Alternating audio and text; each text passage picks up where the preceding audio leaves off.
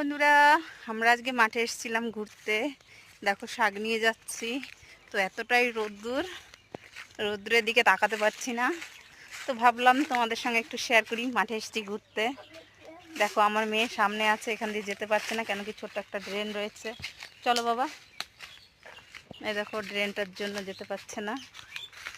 তো আমরা এখন একটু ছায়া আছে কোন দিকে, কতটা রোদ্রের মধ্যে দিয়ে যাচ্ছি। তো অবশেষে ছায়াটা পেয়েছি, রোদ্দুরটা পার করে এসেছি। আমার মেয়ের কষ্ট হয়ে গেছে দেখে, দেখো আমার মেয়ে বসে পড়েছে। তোমরা দেখো ওর কষ্ট হয়ে গেছে রোদ্রের মধ্যে দিয়ে হাসতে।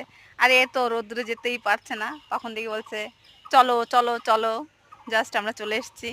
আর এখানে দেখো মাঠের মধ্যে একটা বাড়ি, আশা করি দেখতে পাচ্ছ। ও দেখেছো কি না জানি না, অনেকটা দূরে। ভালোই লাগছে দেখতে।